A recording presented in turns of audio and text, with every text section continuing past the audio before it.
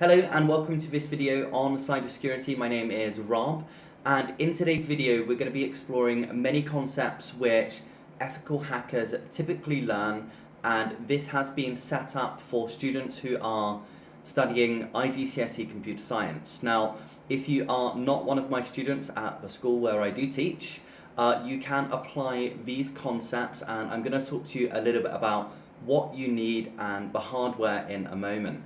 Now, it's really important to note here that the skills which I am teaching you here, we're going to be looking at tools like John the Ripper, Hydra, we're going to be having a look at how to use Metasploit, how to use Nmap, how to deploy payloads. These skills are being demonstrated purely for educational purposes, and you'll see it pop up on the screen in a moment. It's really important to only practice these skills on machines which do belong to you. Now, the setup for today's session, we are using a Raspberry Pi which has been loaded with Kali Linux, and we have set up a vulnerable Windows machine in our environment for today's session. Now, as mentioned, if you are not one of my students and you are wanting to practice these skills which I'm going to be demonstrating in this video here, you can set up a Windows 7 VM which is maybe vulnerable, and it will allow you to then deploy and kind of practice these skills. Now, as mentioned, it is really important that you do use these skills only on machines which belong to you. There are chapters underneath this video which are going to allow you to kind of skip through. If you are a teacher of computer science and you want access to these Google Slides or want to chat to me a little bit about the skills which we are teaching the students in the IGCSE computer science syllabus, do obviously drop me a message underneath this video. Now, without further ado, let's get started with this really exciting lesson on cybersecurity.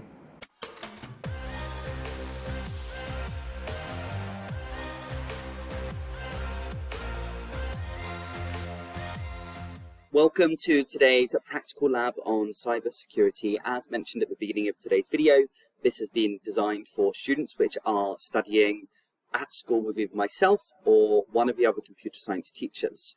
Now, if you are not one of our students and you are looking to set up this lesson for IGCSE computer science and want to know what kind of hardware setup you need and also how you can embed this into your curriculum, do drop me a message underneath this video or get in touch through our website.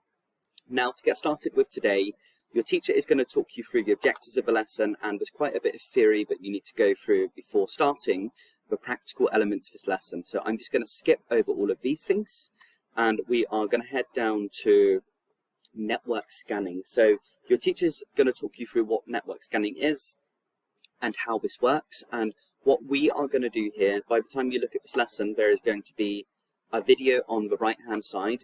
Please remember that this is one video for the whole lesson, but we have sectioned it by chapters. So if you just click on the image which is going to be next to this, it will take you to the correct chapter inside the video. Now, to get started, you are going to be using a piece of software which is called PuTTY, and all of you are going to have a different IP address. So we are using Secure Shell to access Kali Linux on our Raspberry Pi, and your teacher is going to give you that IP address. Everything should already be turned on, but your teacher is going to run through the setup of all of these things with you anyway. So I'm going to type in the IP address of my Raspberry Pi, hoping that I remember it, and we are using port 22. That is a port that we use for SSH. Now, we are all logging in with the root account and with the password being 1234. Now, all of your Kali Linux systems on a Raspberry Pi have been updated. We don't really want you to update this during the course of the lesson, just because you may face some issues with the bandwidth if everybody is sending an update from outside of our network. Now, your teacher's going to have talked through port scanning, the WannaCry ransomware attack, and these different things here. There's some great links so you can understand a bit more about port scanning. Now, what we are going to do is we are going to conduct a scan on a vulnerable device which is set up within our network here. So this is a physical machine which we are using.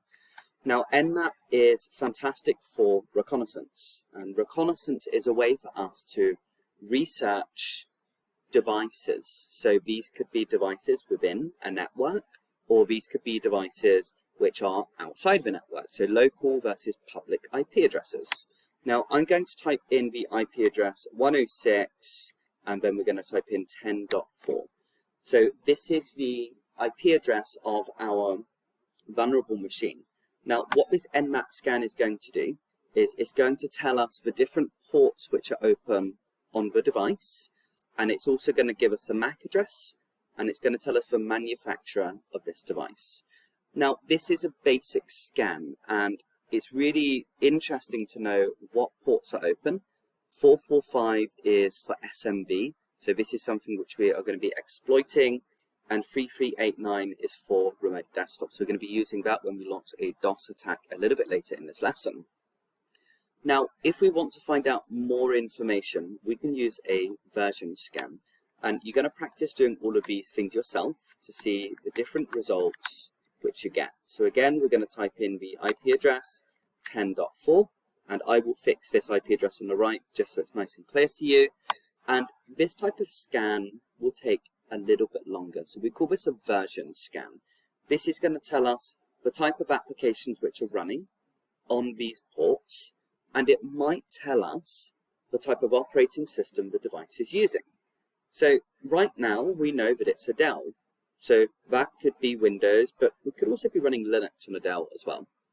And we also want to know the version of Windows which we are using. Now, whilst we're waiting for this scan to come back, I'm going to talk you through this next scan, which again we're going to conduct in a moment.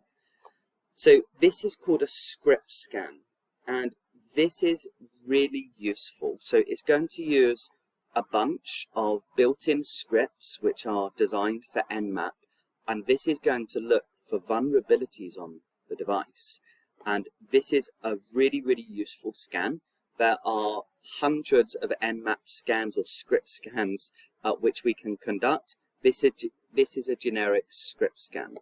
But if we know that there is a port open, let's say 445, we can actually use particular script scans for SMB to look for particular vulnerabilities instead of a generic script scan. Now, as I said, it's going to take a moment for these results to come back. So I'm going to move on to this next slide, and we will come back to this in a moment. So two more scans which you're going to be conducting.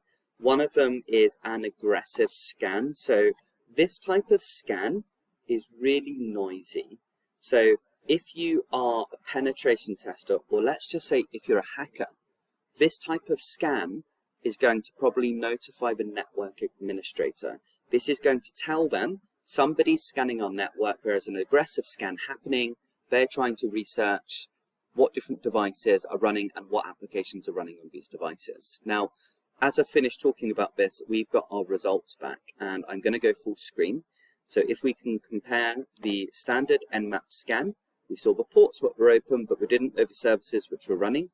Now going down, we can see that these are all Microsoft, so this tells us that it's going to be Windows-based. We can see down here, we've got host information, so this is the name of the device, MAC address, and name of computer, brand of computer like before. And we can also see that it's proved that this is actually a Windows device. So we have lots of other information here. When we're looking at port 445, I'm going to, again, resize my window for this so you can see. This tells us that it is definitely not Windows 11. This tells us it's between Windows 7 and Windows 10. So it could be any of these versions of Windows. Now, the last thing which we are going to do is we are going to do a script scan. And the other scans you are going to do yourself. And you are going to have a look at the type of results which you get back. And I've put lots of hyperlinks in this lesson where you can have a look at, okay, well, what's script scan? What is a version scan? What's an operating system scan? And you're going to be answering questions on slide number 19. I'm going to go here now. And you're going to have to answer questions on things like, what is port scanning? Why would somebody run a port scan? What is protocol? What's the difference between a public and private IP? And what's the difference between the internet and the intranet? Now, whilst we're waiting for this scan to come back, I'm going to talk to you about question number 2. So I am an ethical hacker. Yeah, I'm a certified penetration tester. I've worked in security for about 20 years. And I am what they would say is a white hat hacker. Okay, so I look to test devices on a company's network or maybe a client's network if they have hired me or my team to conduct a penetration test. And what we do is we look for weaknesses, and we have a look at how would a hacker exploit these weaknesses, because cybersecurity, this is growing, and we're just not enough skilled professionals here. So this port scanning, this allows us to conduct research. This is for reconnaissance. And as a hacker or a white hat hacker, it tells us if an organization or if a device within an organization is vulnerable. Okay, so I had to kind of pause the video and edit it and kind of come back to this just because the script scans do take a little bit of time. So you're going to be able to answer questions in between the different scans which you are conducting. Now, like before, we've got lots of information come back. We can see here different services which are running inside our Windows device. This is really important. This tells us that the SSL certificate is valid, and it tells us when this validity is going to expire. But down here, these are the results of our script scan, and they're different from the version scan and also the standard Nmap scan. So first of all, we've got this one here. It says message signing is disabled, and this could be particularly dangerous. It tells us we have got NetBIOS running. If we continue going down, again, we've got SMB version 2. So this is a vulnerability which we're going to be exploring. And there's some other information down here. It's telling us that this device is not Windows 7 to Windows 10. This is Windows 7. We have managed to prove the version of Windows that this device is running, and Windows 7 is very, very vulnerable. So we have finished the part on Nmap scanning. You are obviously going to do the aggressive scan and the operating system scan yourself and look at the results which come back. Now, what I'm going to do is I'm going to move on to Bruteforce now. And if you are listening to Bruteforce at this point, you have selected the correct chapter of the video. As I said, these are all sectioned by chapters. So welcome to this session on Bruteforce. So your teacher or myself, I should have been through this with you, or the other teacher should have been through this with you. So I'm going to skip straight over to the practical. Now, what we are going to do is we are going to create some word lists. Now, what we could do is we could download some leaked passwords and leaked usernames from the internet. But for the purpose of today's video, I want you using the command line. So what we're going to do is we are going to create a username list. So I'm typing in nano. This allows us to create a file, and I'm going to say usernames.txt. You can give it the same name if you want. And inside here, I am going to list common usernames that this device might be using. And what we are going to be trying to do is we're going to be trying to brute force it. Now, my name is Rob. Okay, so I'm going to put in Rob here. Could be mine. We're also going to put in ... Okay, let's see what happens here. Harry, Bob, Stephen, Gail, and just some random usernames. And as I said, you could download these from the internet. Now, what we also have to do, now we have created a username file, for this brute force attack, we are going to need to create a password file. We're going to say nano passwords.txt, and we're going to say passwords 1234, password with the @ WORD 123. We can do the same thing again, and we can just list common passwords which people use. If you research on the internet common passwords 2022, as this video has been recorded in 2022 or 2021, you're going to be able to see commonly leaked passwords. So now we've got a few passwords in here. And let's do QWERTY, that's a common password, and this one here. So to exit from here, I didn't explain this before, right? So to exit, you press Control X and Y, and then Enter, and that allows you to save the text file that you have created.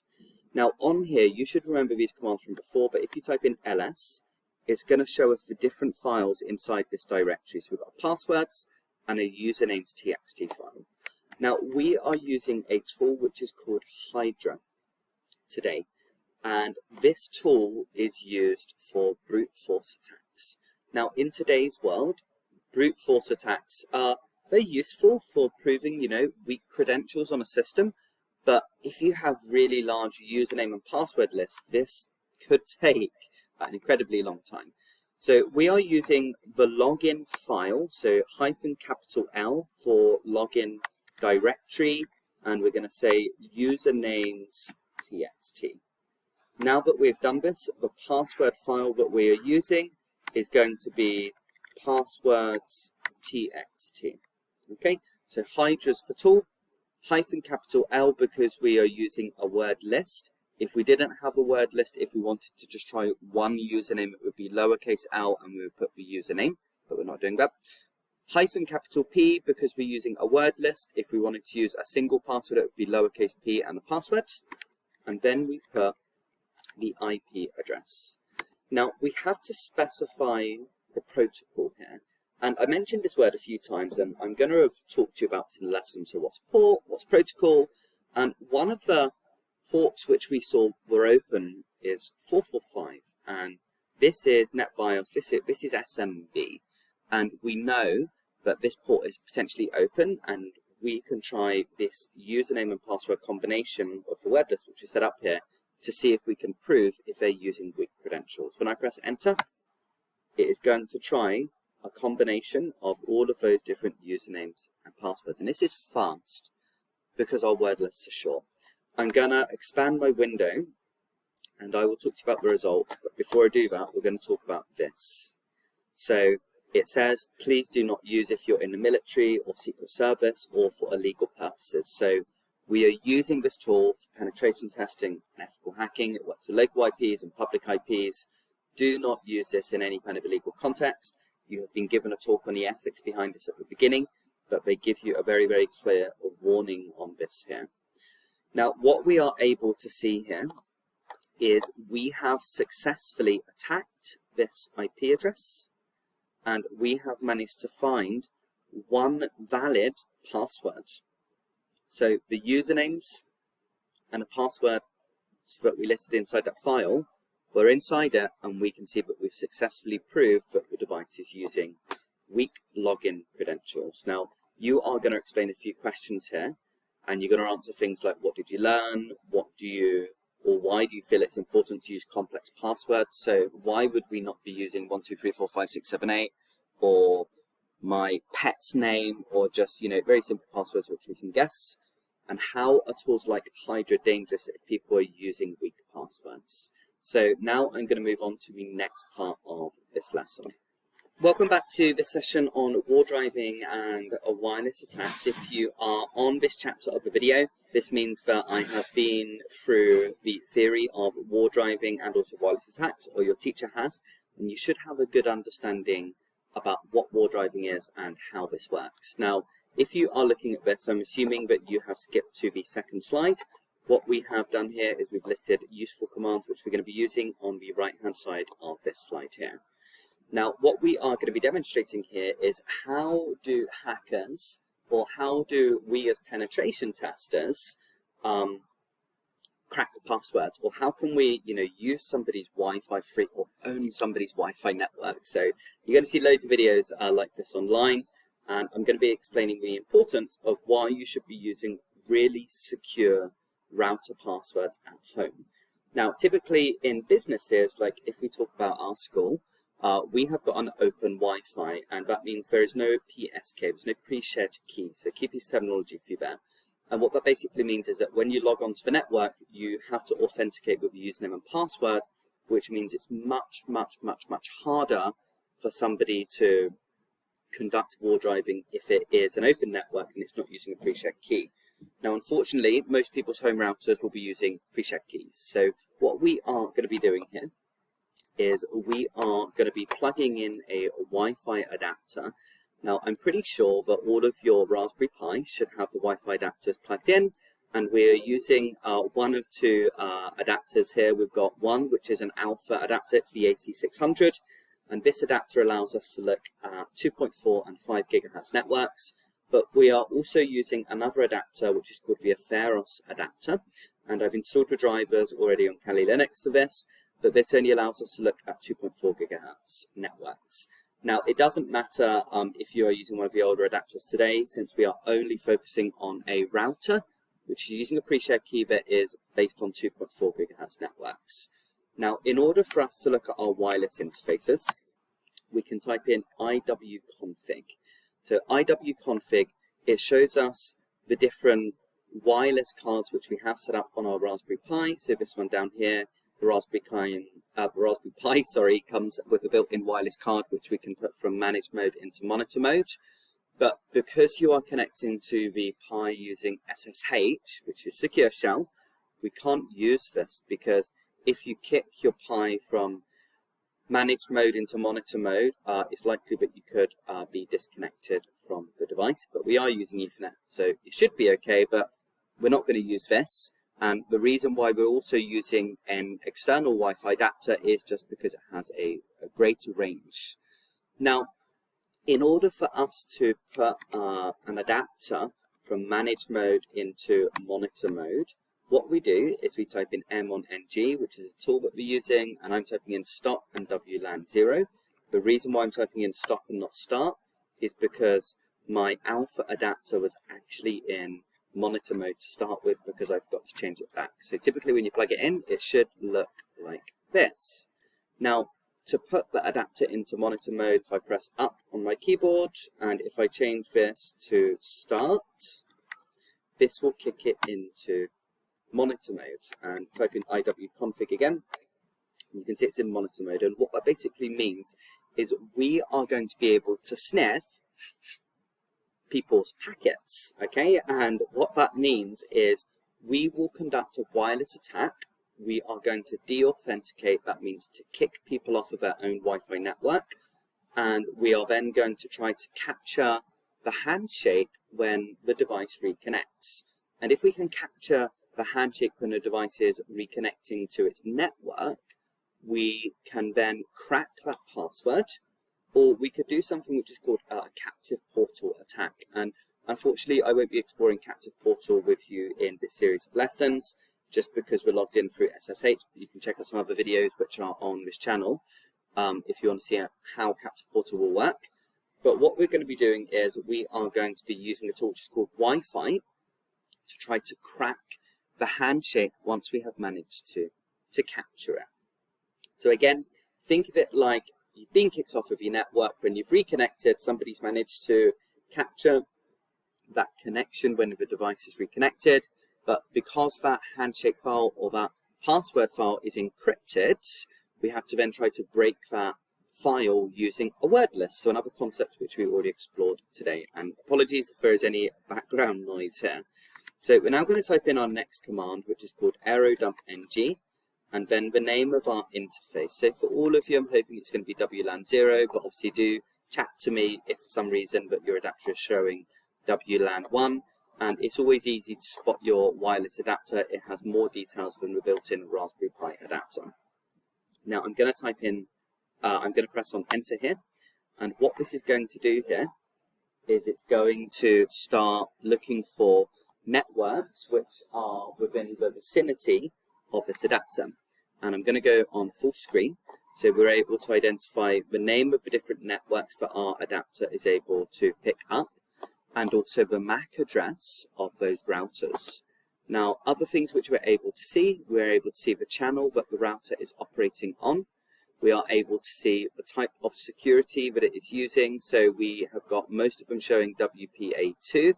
We've got some networks which are showing as open. That's because I would imagine that there is some type of authentication which is set up with this device with username and password. And I don't see any on WPA3, which is the newer technology. We've got one which is on WPA, which is super old, okay? But this is providing us with lots of information.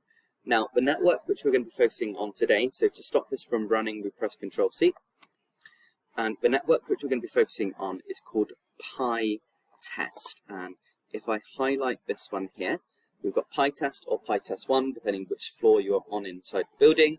And this is a router which is using 2.4 gigahertz, and it is using a pre-shared key. So we have got the MAC address of the router. We can see that it is operating on channel number 11, and we can see the name of the ESS ID here. Now, what we are going to be doing here, let me change the size of my terminal window. What we are going to be doing here is we are going to be trying to de-authenticate devices from this network. And remember, de-authenticate means to kick off. The reason why we're trying to kick devices off here, I'm going to start recording the screen on my mobile phone, so this is going to pop up in a moment. The reason why we want to de-authenticate devices is because we want to try to capture that handshake when the device reconnects. Now, I said this command here, I had to kind of pause the video and actually come back to this. So we were missing one of the commands, so I've now added this onto Google Slides. So this is the command which we are going to want to be typing into our terminal window here. So I'm going to just press clear for now, and I'm going to paste this command in. Now, what we have here is we have got the DSS ID, so this is the MAC address of the router. We have got the device which is running on channel 11, which is what we identified a moment ago. And we're using a tool which is called aerodump, plus the interface name, and then this is where we are going to save that handshake to. So we've got -w, and then we've got a file. And when we de-authenticate the device from the network and we recapture that handshake when it reconnects, we're actually going to save that inside a file and then break it later. Now, when I run this command, it's going to tell me all of the different devices which are on this PyTest network. And what we're going to be able to see, and this is going to be different in your lesson because either myself or one of your other teachers has told you to connect all of your mobile phones to this network, so we can see lots of different devices. This here is my mobile phone, and as I said, my mobile phone is going to pop up on the screen in a moment. Now, what we are going to do is we are going to take the MAC address of my mobile phone. Now, what you'll be able to see on the screen at the moment is we've got PyTest, and if I click on I next to the Wi-Fi network name, and if I go down to Wi-Fi address, you're going to be able to see this matches the MAC address which you can see on the right hand side of the screen. So this is the device which is connected to the network. Now what we are going to do is we're going to try to now de-authenticate not all devices on a network, but one of the devices. So you can use your own mobile phone for this, you can kick your device off the network, nothing's going to happen. To stop this from running, just press on Control-C. And now we're going to paste in this command here, and I'm using WLAN0 for this. Now we're using something called AirPlay NG for this, and we're using the MAC address of the router, plus also the MAC address of the device that we want to kick off. When I press on enter here, we're going to start sending lots of beacons, and you can see on my mobile phone here that we have just kicked off the device. Now I'm going to run that again, just because my mobile phone is on a different screen, and I'm going to press on up and enter again. And you can now see my device is being kicked off of the network. Now, when I press on Command-C, what we can do is we can try to recapture that handshake when the device is reconnecting. Now, for the last part of this video on wireless attacks, and to show you how this works, we are going to be using a tool which is called WiFite. Now, this command here, you just need to copy this across into the terminal window. And what we are going to be doing here is we are going to conduct a Wi-Fi attack, and we are going to be using a dictionary for this here. Now, I'm going to use the same dictionary that I created before, which was called, I think, passwords.txt, because I know that my router password is in there. Wi-Fi is the name of the tool. We are focusing on WPA technology. --dict is so we can use a dictionary attack, name of a file, and then at the end you've got --kill. And this is particularly important with Wi-Fi because sometimes your wireless adapter may be being used for something else, and this is going to make sure that nothing is interfering with our Wi-Fi attack. Now when I press enter here, we are going to see that the tool is loaded, and then we are going to be presented with these different options here. Now, first of all, it is saying which interface do you want to use. So you know already we're using interface wireless LAN 0. If you're not sure which to choose, don't choose the one which says Broadcom, because this is the built-in wireless card for Raspberry Pi, which we don't want to use, so press 1. And then we can see WLAN is in monitor mode. It's picked up our network, so now we've seen it, press Control-C to stop it from scanning. And it's then going to ask us which network we want to attack. We are going for Pi test, and I'm going to press on Enter again. And then we don't want to conduct a PMKID attack, and you don't need to worry about what that is, so just press Control-C. And the attack which we're going to choose, so press C to continue here. The attack which we are going to choose is a WPA handshake attack. And you'll be able to see here that it has taken the existing handshake, which we have previously captured when we kicked the device off the network, and then we recaptured it. And then what we have done here is we have tried to crack the password using aircrackng. We've taken the name of the network and we've managed to crack the handshake, which means we've managed to find the password of the router. And we can see it's 1, 2, 3, 4, 5, 6, 7, 8. Now, if you're using a more complex password, this is going to take a little bit longer. But now that we have this information, what we can do is we can log on to this network and we can use their Wi-Fi for free. But it's not really about using their Wi-Fi for free. If you give somebody the keys to your door, and in this case it's access to your network, they can then do so many other malicious things. This is something that you do not want to do.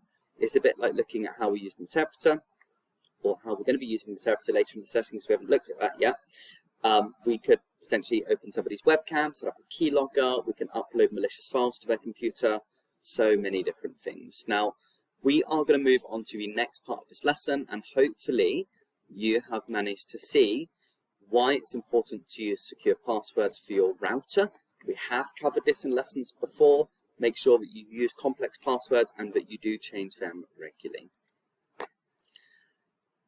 Now, you are going to have to answer questions on wireless attacks, so you see a few different questions here. What we are now going to be doing is moving on to the next part of this lesson. And if you are listening to this video, you have selected the correct chapter. We are now going to be looking at why it is important to keep devices up to date. Now, there are some things which we are unable to demonstrate in the class, or let me kind of rephrase that. There are some things which you are not going to be able to do in this cybersecurity unit because you're using secure shell. So in a moment, there's going to be another video which is going to play, and I am going to show you how easy it is to deploy a payload and then how we can remotely access somebody's webcam. As mentioned already, unfortunately, because we are using secure shell on Raspberry Pi and Kali Linux, some of the tools in Metasploit are not going to work. But what I am going to demonstrate to you is just how easy is it to, let's say, hack a webcam on this Windows device once we've got a Metasploit session. So again, I'm going to look for the Eternal Blue exploit. You're going to be doing this later in the lesson anyway. And I'm going to use option 0 here because we're deploying a payload. We're going to be inserting malicious code to this device. We're going to take and set our hosts and the IP address of this device. And then we're going to take an exploit. Now, you're going to be doing all of this yourself for different parts of exploiting this Windows machine, but you will not actually be able to remotely access a webcam because, as I said already, you're using SSH and it doesn't work through SSH. You need to be connected directly to the device. This works with both local and also public IP addresses. Now, hopefully you're able to see the code which is being inserted, and we have got our Metasploit session. So that basically means we are on the device. If I type in shell, we can see that this is now Windows. Remember, Kali is a Linux distribution, so we are actually on this device. Now, let's have a look at how we can get the webcam for the device. So there are all of these tools which you're going to be exploring in the lesson. And for now, I'm going to show you how we can stream the webcam. So webcam underscore stream. And I'm going to wave my hand in front of the webcam when it opens up. Now remember, if you're using out-of-date software or if you don't have stickers over your webcams, there's me, hello, so you can see my hand, right? It's a little bit glitchy, but this is super scary, right? We have just managed to get a remote connection to this device, and we have now just hacked the webcam on the device with, you know, only a if this device or your device is vulnerable for people to do. Now I'm going to obviously move on to the next part of this lesson here. I did want to demonstrate to you how easy it is to obviously access the webcam. So we will continue with the next part of the lesson now. Welcome back. Hopefully you just saw how easy it was for me to use the Eternal Blue exploit and how I hacked the webcam of that vulnerable Windows device. Now what we are going to be doing is, you should have been through the theory of ransomware, why it's important to update your devices, and you should have watched this very cool video on this North Korean bank heist. Now that we have been through all of those things in the lesson, we are going to be looking at a tool which is called Metasploit. Now this is used by people who work for governments in cybersecurity. This is used by the police. This is used by cybersecurity penetration testers, cybersecurity researchers, but also hackers. Now, this allows us to conduct, again, like a bit of reconnaissance, looking for vulnerabilities in a network, but it also allows us to deploy payloads and insert malicious code into a computer so we can get a reverse connection. And you're about to see how scary these things are in this video, and you're going to be conducting these things yourself. Now, it's important for you to understand that you cannot use this in any type of malicious way because it would be illegal. We are using this just for education in this course on cybersecurity here. Now, inside our window, I'm going to type in clear, so we've got a nice fresh window to work with, and we're going to type in the command msf console to launch Metasploit. Now, all of these commands are on the right-hand side of the slides. You can copy these across. Now, when we use MSF console and we don't use -q, this is going to boot MSF console and it's going to show us the main menu. Now, it takes a moment for the Metasploit module to load. When you see it, you're probably going to see a different image to me. This changes all of the time. So what you're going to be able to see is probably a different image here, but it's going to display all of this information. So inside here, there are 2,209 exploits. We've got 1,171 auxiliaries and 615 payloads and 395 post modules. Now, first of all, we're going to talk about auxiliary. So this basically allows us to prove a vulnerability on a device, but we don't actually insert any malicious code. And this is what we're going to be using first of all today. So just like in WannaCry, and you also saw the North Korean bank heist, okay, there's a vulnerability of the printer, and WannaCry was because of Eternal Blue. We are going to be running an auxiliary today. We're going to type in search Eternal, and we are going to be seeing if this Windows laptop is vulnerable to the Eternal Blue exploit. Now we're going to be using number 3 because it's an auxiliary, so we are just going to check to see if this device is vulnerable to Eternal Blue. So we're going to type in use 3, and then we're going to set the IP address. We say set our host 10.106.10.4. Once I've done this, I am going to type in exploit. Now remember, auxiliary is to prove a vulnerability. We do not actually hack the device. When I press enter, we're going to get this result. We know that it's a Windows 7 machine already based on what we've done further in the video earlier today, and we can say that it says host is likely vulnerable. So as a penetration tester, when I was doing this on our school network, or when I do this kind of outside of school for other people or other clients, we use auxiliaries. We don't want to insert malicious code into a live machine, because what that could do is that it could cause the machine or the server to fail. And this is so illegal if you're inserting malicious code if a device does not belong to you. Now we have got laptops and kind of devices set up for penetration testing, so we are going to look at how to exploit the device, and we're going to be looking to get a reverse connection. And what that basically means is we will be remotely on this device, and like earlier in today's video, you saw how I hacked the webcam. So some scary stuff here, right? So I'm going to use 0. I'm going to type in use 0. I'm going to use the same IP address, and then I'm going to type in exploit. Now this is going to insert malicious code to the device. Hopefully when all of you are doing this it doesn't cause the device to crash, but now we've inserted this malicious code, we will be on this device. We have just hacked the device. It says Metasploit. What's Metasploit? So this is a tool which we are using in our reverse connection. We've got lots of tools available, which you would have seen when I was showing you the webcam exploit.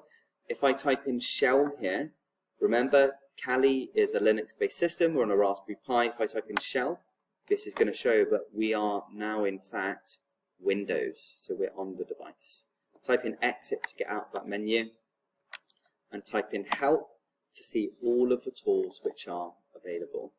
Now we're going to be doing a couple of different things here. So first of all, we've exploited the device. You are going to be having a look at how we could change the wallpaper a little bit later. But the first thing that we want to do here, and you're going to need to open up a second terminal window, so I'm going to type in putty for this, and you're going to want to have a second connection on your Raspberry Pi, because we are using a tool which is called John the Ripper today. So create a second connection, and we're just going to explore these different tools. So remember, we're limited in what we can do here, just because we don't have a direct connection on our Raspberry Pi. But what we're actually going to do is we're going to look at how we could download and upload files, and then we're also going to try to steal the password hash of the device, and then we're going to crack it using a password cracker. Now what we are going to do is we are going to use this command, which is upload. Now what we are going to do, first of all, is look at all of the different information which is on our Windows device. So to do that, we type in dir for directory, and this is going to show us a list of all of the files on the device. And here you'll be able to see this is every single file, setup file, text file which is on our Windows device. We could download these onto our Raspberry Pi and Kali Linux if we wanted to, but my point here is I'm looking for something which is called P, and I think it's going to be password, and we can see right now it is not here. Now I'm going to show you how you can upload a file to this device remotely. Now this is just a simple text file, but if you have a reverse connection, actually you could be uploading malware or a virus. So what I'm going to do is I'm going to type in upload, and we've got a file which we created earlier which is called passwords.txt. When I press enter, it's going to say that this has been successfully uploaded. And if I type in dir again, remember no passwords file before, has the file in fact been uploaded to this device? Scroll up to P, and you'll be able to see here that we have now got a passwords file, and we've successfully uploaded a file.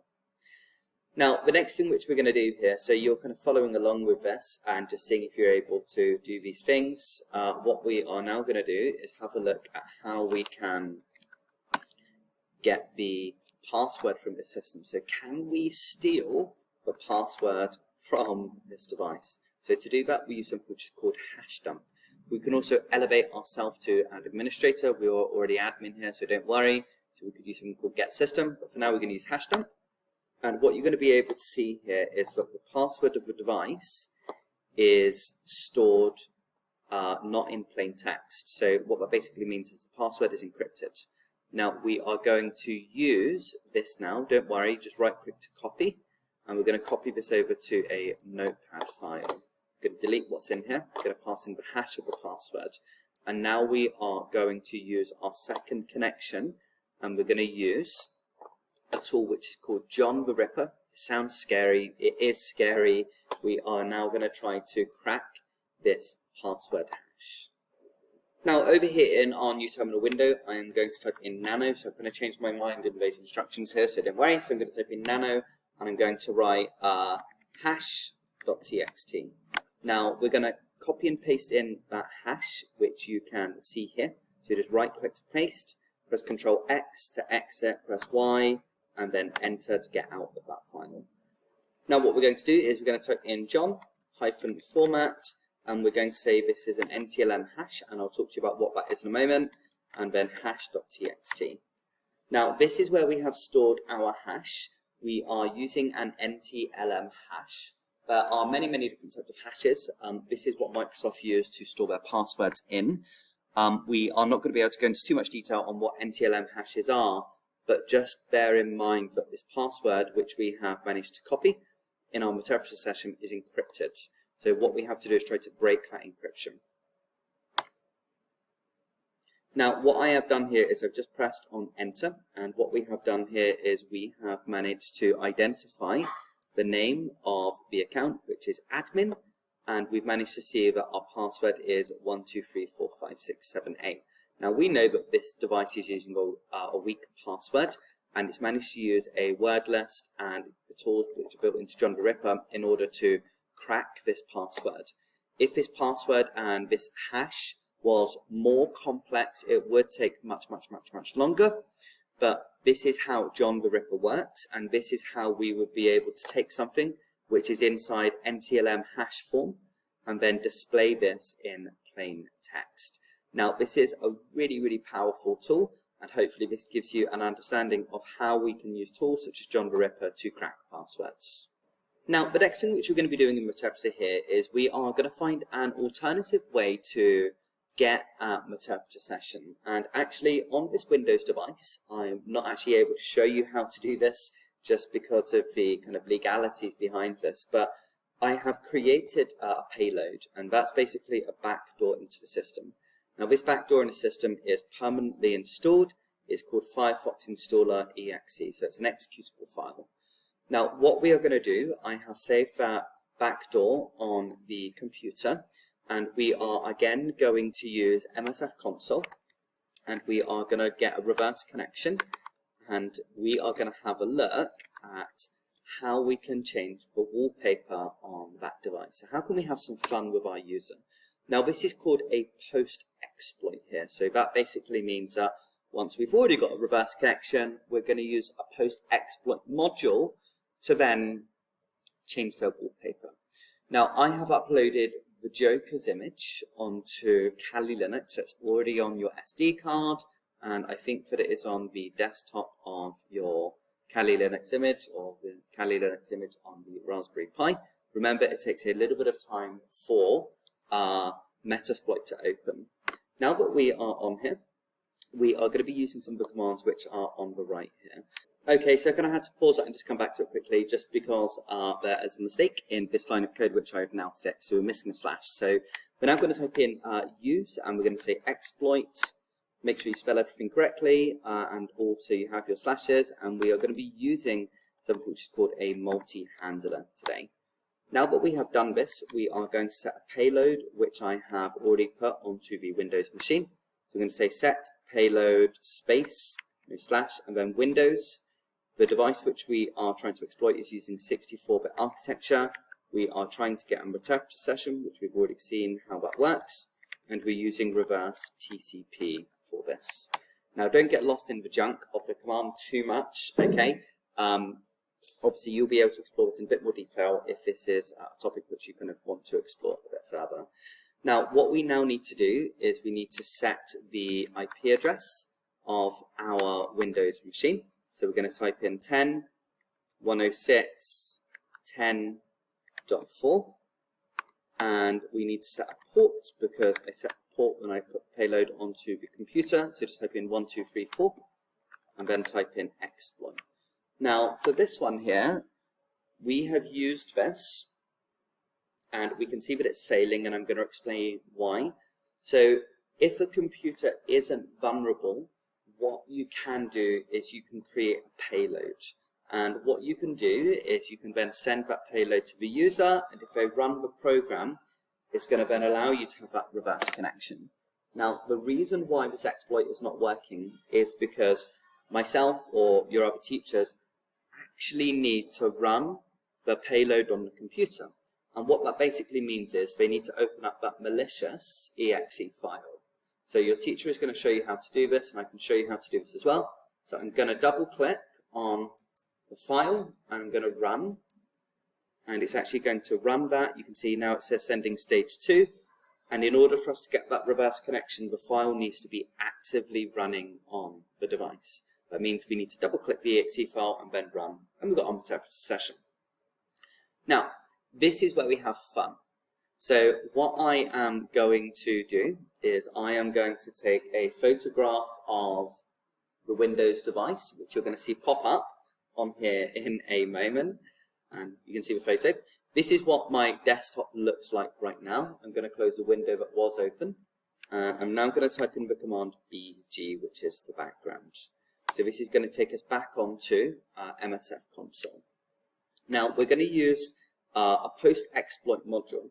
So we're going to type in use post multi / manage, and we're going to say set wallpaper. Remember, I have got a Joker image, which is installed on Kali Linux. It could be any image, but that's just a file which I chose. I think it's quite funny. So we are using a post module, multi-manage, and we are going to change the wallpaper of the Windows device. This should be /set wallpaper. We're going to now press enter and type in sessions. We are going to use session number 1. Obviously, do chat to me in class, or do chat to your teacher in class if you've got multiple sessions running, because it could get a bit confusing. Hopefully, if you're following along, that's not going to happen. So set session 1, and then we're going to use the command set wallpaper file space, and the file is in your desktop. So we're going to say root desktop capital D /joker.jpg. So make sure you spell it JPEG or it will not work.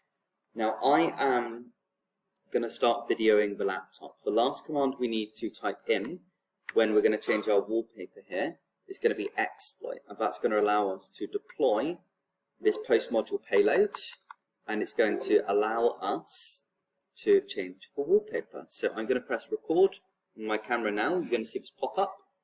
I'm going to press on enter, and you can see Joker is now our wallpaper. Now this is some scary stuff. Imagine if you're sitting at home and suddenly your wallpaper changes without even touching your touchpad, your mouse, your keyboard. This is a way that you can have fun with a user if you have exploited their device. Please kind of remember at this point, I'm not showing you how to develop the payload, unfortunately. It's already set up on the laptop, but we can only use this and these tools in an educational setting. Now, you're getting towards the end of this lesson now, and you're going to go through passwords and 2FA with your teacher. So obviously let your teacher go through this with you. And then the last thing that we're going to be moving on to is DOS. So what we are going to be having a look at is what is DOS, what is DDoS. So we're going to look at the theory behind all of this. And if you are joining at this point in the video, congratulations for selecting on the correct last chapter. There will be a video which is linked on one of these slides here. And we are going to now be exploring DOS and DDoS attacks. So what we're going to be trying to do is we're going to be trying to see if the device is vulnerable.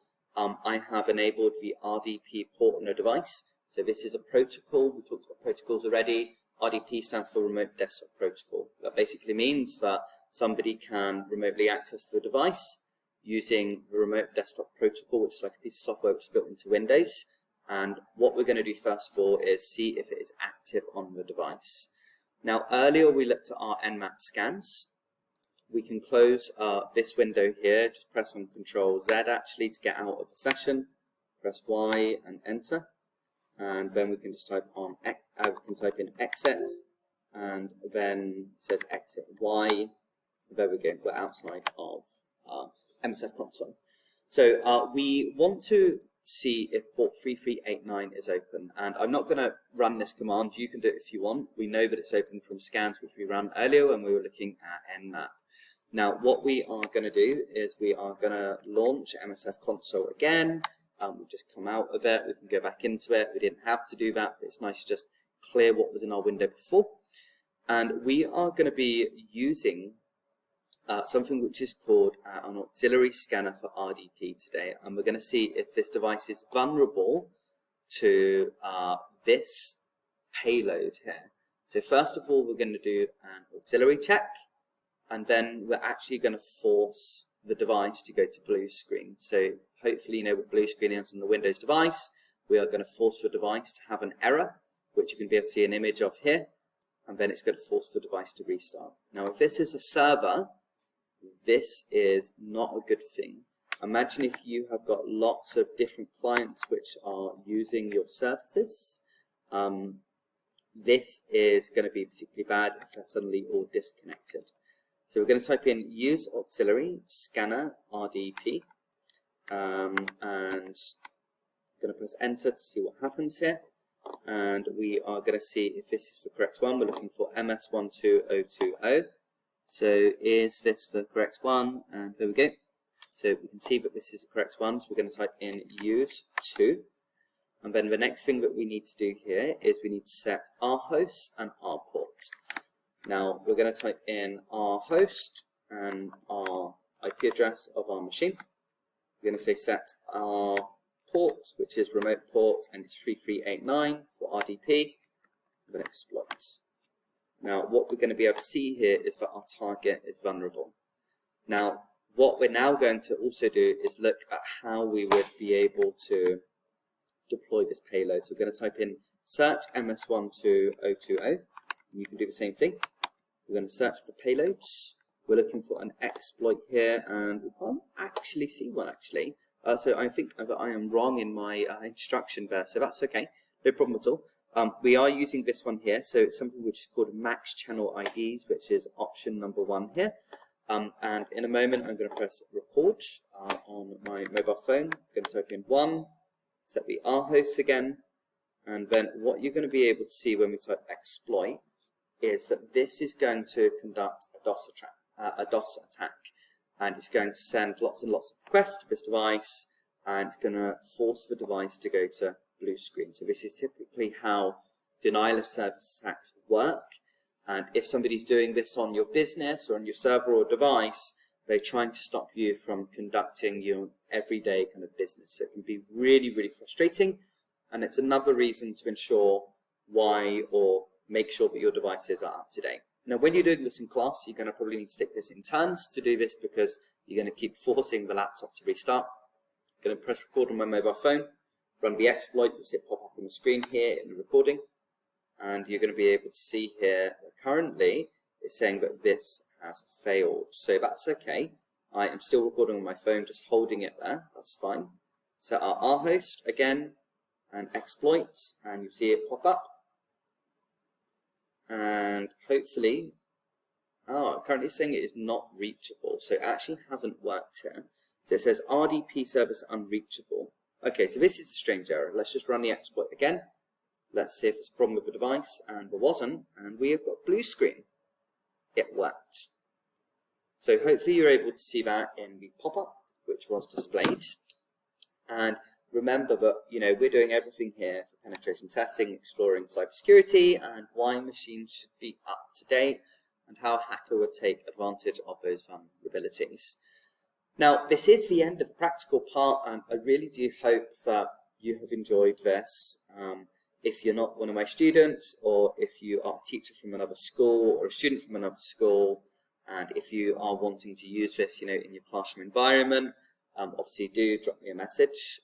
We are going to finish the last part of the theory now, and I look forward to kind of talking to you about your experiences after this. Hopefully you can feedback things that you liked, and I will talk to you a little bit later in this lesson. So thanks for watching.